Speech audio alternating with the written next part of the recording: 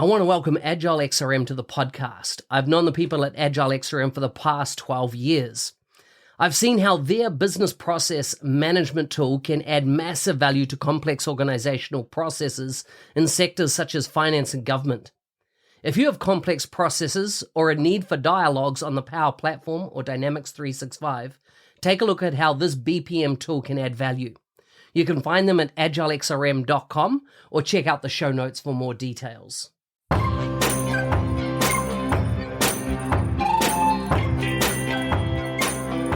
Welcome to the MVP Show. My intention is that you listen to the stories of these MVP guests and are inspired to become an MVP and bring value to the world through your skills. If you have not checked it out already, I do a YouTube series called How to Become an MVP. The link is in the show notes. With that, let's get on with the show. Today's guest is from the United Kingdom. He works for Tech Labs London as a solution architect and owner. He's been an MVP for about 5 years. We'll get him to confirm. But he's a regular speaker on the speaking circuit, talking about Power Apps, Dynamics customer engagement, AI, chatbots, cloud and digital transformation, and customer technology strategy. You can find him on Twitter at MIMCRM. Welcome to the show, Mohamed Mostafa. Hi, Mark. Thanks very much for having me. Great to be here. Thanks, man. I reckon your last name has got to be like the best last name on earth. Just remind me of Mustafa, like out of the was it in a movie? Yeah. Yeah, it feels so like cool. I've got two first names. A lot of people call me Mustafa, some people call me Mohammed. So. Oh, true. Yeah. It works. I could imagine you in a boxing ring and, the caller on the ring coming, Mohamed Mostafa. Yeah, it's like awesome. It's a real rock then I up get type beaten name, up I feel. No. So, Mohammed, it's been a long time since you've been on the podcast. You came on the podcast, back in the early days of me starting podcasting. And I know what we talked about because, and this is the thing, I've done over 350, I think, odd podcasts, and I don't remember many of the podcasts I do. But I know that, GDPR, was it the big talk of the day back then? It was coming and everyone was like, how's this going to affect our CRM data? And so we had a big chat around what GDP, was it GDP? No, not GDP, GDPR. What GDPR was, how it was going to impact business. And of course, I think it was one of the most listened to episodes because a lot of companies, a lot of individuals needed tools to know what does this mean. And of course, now we're 3 or 4 years on since GDPR has been in market and it's accepted. It is indeed. I think GDPR came into effect in May 2018, so it's almost 4 years now, and I think there was a lot of panic before, and I, not by design, I found myself getting into GDPR and GDPR for Microsoft Dynamics 365 and having to learn a lot about it, although I was never an expert, but it was important and essential enough for the work I was doing. But yeah, as you said, I think fast forwarding to today, we have pretty much every organization taking GDPR on board, especially in Europe and the United Kingdom and quite a few other countries who work with Europe or have similar data protection laws. And it's absorbed, accepted, and implemented now in every program we do. Yeah, absolutely right. It's become, and Microsoft has adopted it universally. Doesn't matter whether you're in Europe or not. Absolutely. And I think it brings a lot of controls as well for organizations as a data controller, for partners if they are data processors, and of course, Microsoft as providers of the cloud. Brings a lot of controls and also discipline for a lot of us, which, I think it was there, but it wasn't as strong as it is now. Yeah. So tell us a bit about you. Family, food, and fun. What do they mean to you? I follow you on socials. I've seen you've been traveling lots lately, but what do you do when you're not working? Good question. So I have been traveling recently, and I think as hopefully the pandemic is coming to an end, I would like to think. I have felt, and I'm sure you have felt as well, Mark. You've traveled a lot all the time.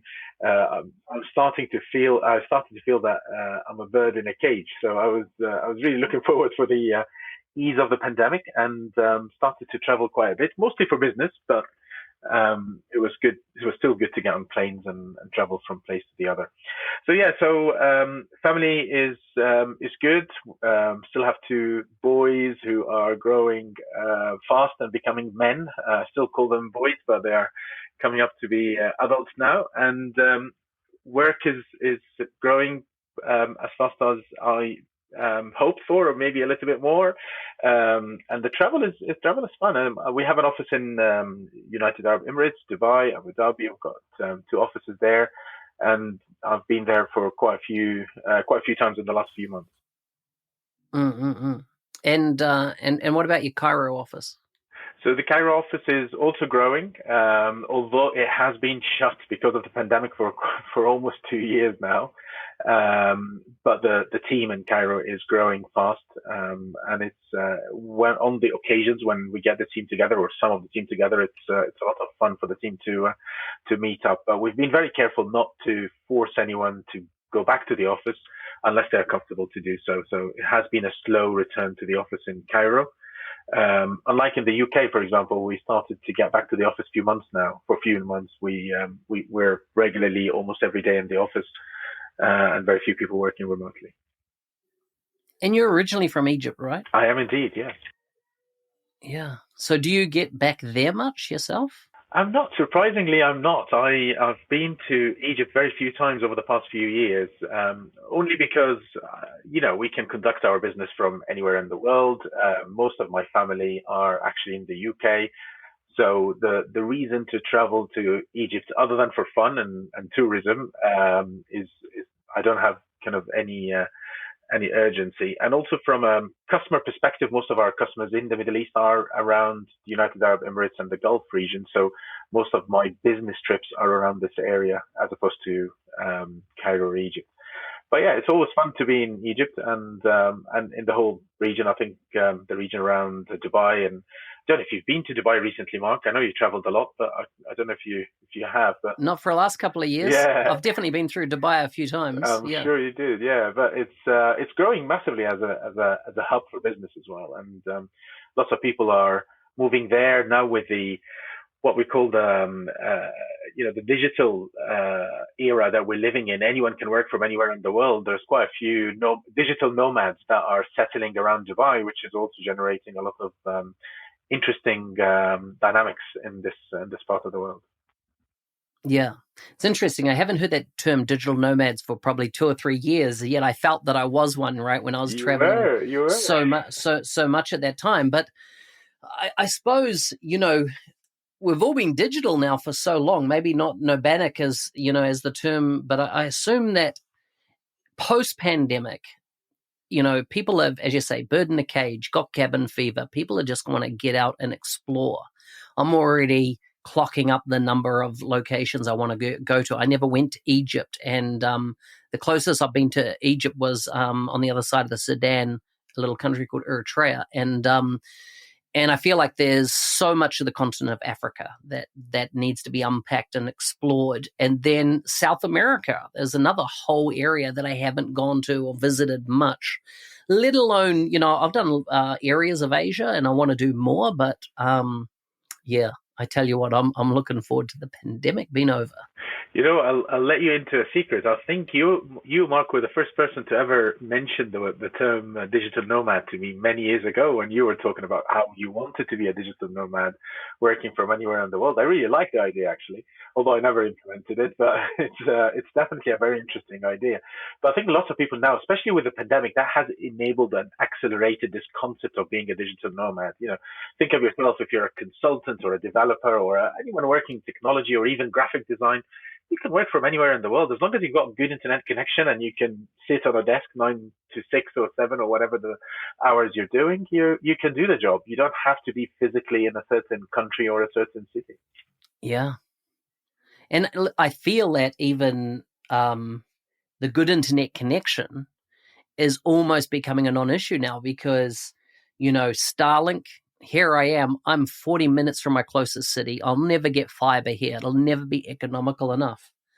But I have a Starlink dish, and the new Starlink form factor could easily fit in a suitcase. And I know their model at the moment, you are limited based on your geography. In other words, the satellites light up to your area specifically, so you're in a grid. But I know the long-term plan is that basically you can take your dish anywhere in the world and have consistent, reliable internet.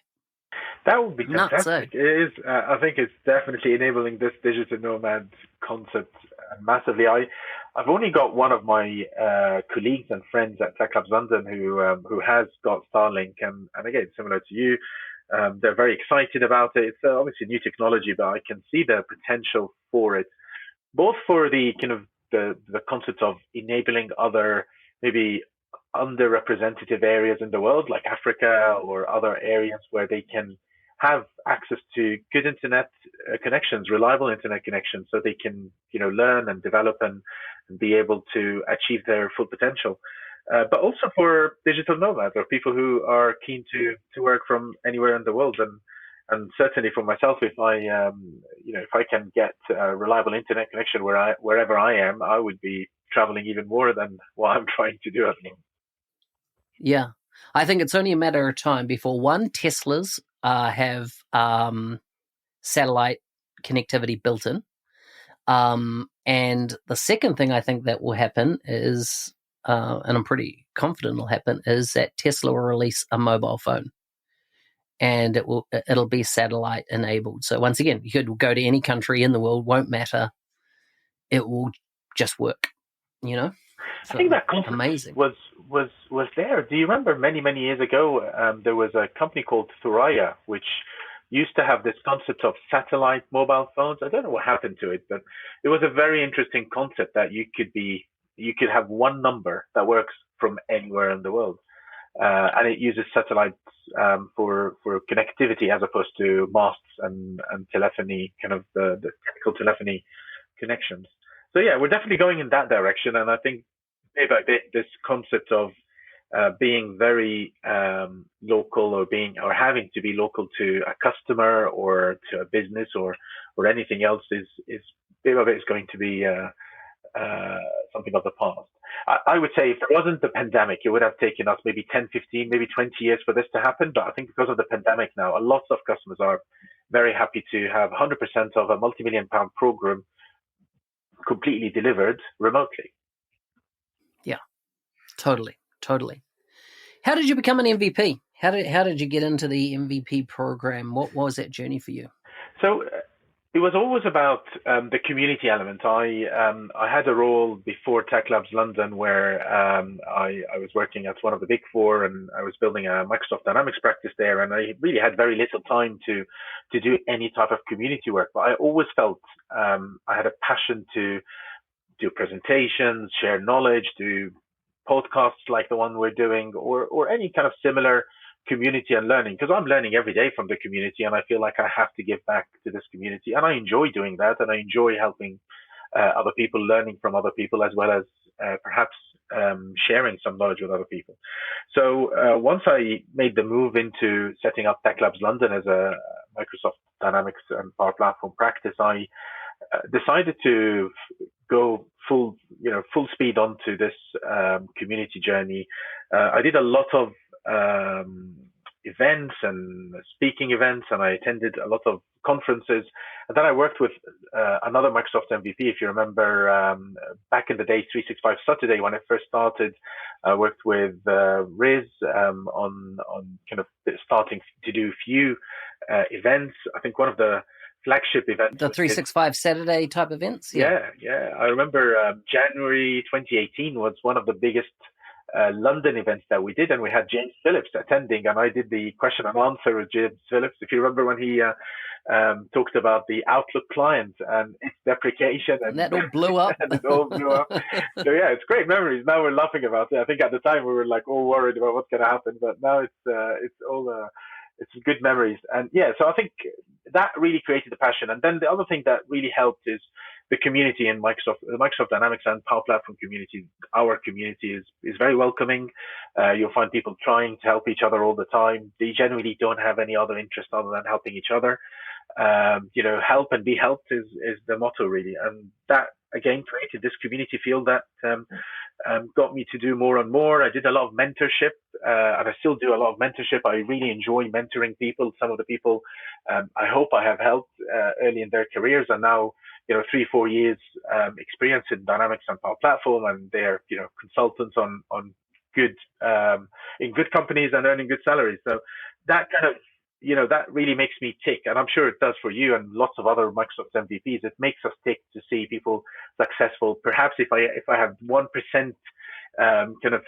input into this success, of course, 99.9% is their effort. But even if I have 0.1% of help to get people successful, is a great achievement. It's something that I feel very proud of, and if I can repeat it with many people, it helps. So the mentorship, the events, the speaking, all led into the nomination to be a Microsoft MVP and earning this award afterwards, which was fantastic. Yeah, it was. Well, I was living in London and talking with you that we discussed, mentoring, and of course, I looked at how could I mentor once again in a digitally nomadic type way, being remote and not in person. And it was out of those discussions with you that the 90-day mentoring challenge, that I started up, and I think I've had over 400 people go through that now. Currently got 130 active people on it this time, out of around 250. Not everybody's fully active, because everyone's got time commitments. I'm doing it around the globe, so, but that all came from, I think we were sitting in a cafe in... I remember the day, absolutely. In London, right? Was it Pret Cafe, yeah. I feel? It was in Baker Street. I think it was Baker Street in London. And I talked to you about my small mini kind of mentorship program, and you told me about your big idea around mentorship, which you've gone away and implemented. And it has been, it's been fantastic. I heard a lot about the effort that you people around you have done, and I think it's great. And again, even if 5 people benefited from it, obviously we're talking about hundreds here, but even if 5 people, that's quite a lot of achievement, quite a big achievement for many people to change the lives for some people and getting them into into a better career or a different career or improving in their lives. And then you build your network on the back of that, right? You've got lots of people who appreciate you and appreciate the effort that you put into it. And that's how, the Microsoft MVP helps you as a person and helps your career as well, is that as you're helping people appreciate that and they try to help you back. And it's just, mutual benefit all the time for nothing other than the intention of helping others, but that obviously have advantages, and we end up helping each other and growing personally and as a business as well. Yeah, I like what you said there. It's only 1%, of what we do, but it's the massive effort on the mentee's part, and I really feel like it is a match lighting a fuse, right? We might be the match to light the fuse, but at the end of the day, all the activity, the engagement, the bringing value to the community comes from those individuals, right? That take the spark of an idea and turn it into something. I love it. Tell me. Let's grab a crystal ball and look ahead. What do you see on the landscape, either in the community or in the business application space? What does 2022 into 2023 look like for you? So I think on the Microsoft Business Solutions in general, I think the future, in my opinion, and I'm not exaggerating, I think the future is very bright. I think we already have fantastic couple of years in the middle of a pandemic when other, very unfortunate events happened and very unfortunate businesses have failed in other sectors. You can see that the Microsoft Business Solutions sector is growing and growing fast, and we didn't have a month of slowdown during the pandemic as a business, and I'm sure lots of other Microsoft partners had similar growth. So if we can do this during the pandemic, I think we can do even better in the recovery and the bounce back that happens after the pandemic, which hopefully we are at the start of or in the middle of, depending on where you are in the world. So I think the future is bright. I think the future, in my opinion, and I have no insight or no knowledge, so not part of my MVP or none under my NDA, but I can imagine a lot of acquisitions by Microsoft as well that would strengthen the Microsoft Business Solutions area with new products, maybe add-ons, additional features, things around AI. Again, I repeat, I have no specific knowledge of anything. I'm just expecting this as a natural growth for the community. Number one, because Microsoft is doing very well financially in general, is doing fantastically well, specifically around business solutions. Very successful in the past few years since probably James Phillips took on the leadership, and of course everyone around him. I think that has been very successful for many of us as well. And then, in addition to this, then the growth of the market of Microsoft Business Solutions hopefully is going to be reflected by growing into a much bigger, maybe untapped market areas and market sectors, but also hopefully winning some of the market share from some of our Microsoft Business Solution competitors, without mentioning names, but you know who I'm talking about. So yeah, I think the future is bright in this regard. It's not an easy battle. It's not an easy challenge. It's definitely a hard challenge for a lot of us. We face kind of non-Microsoft competitors every day, and we're winning by focusing on innovation, rapid deployments. Our motto in Tech Labs London is impactful innovation, rapidly deployed. 4 letters, 4 words, but we really genuinely believe in. And I think that's how we can compete against some of the maybe old school vendors that might have good products, but not as innovative and as advanced and as modern as the Microsoft Business Solution. So yeah, I think the future is bright, and I think working together, all of us in the community would help grow that,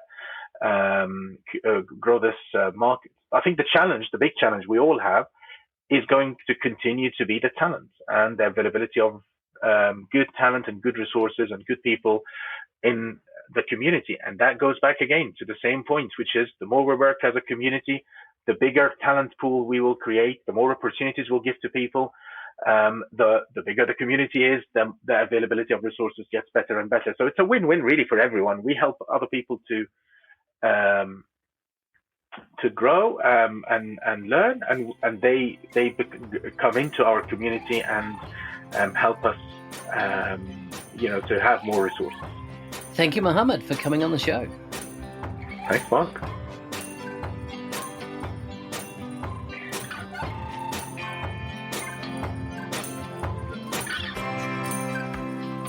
Hey, thanks for listening. I'm your host, Business Application MVP Mark Smith, otherwise known as the NZ365 Guy. If you like the show and want to be a supporter, check out buymeacoffee.com/NZ365 Guy. Thanks again, and see you next time.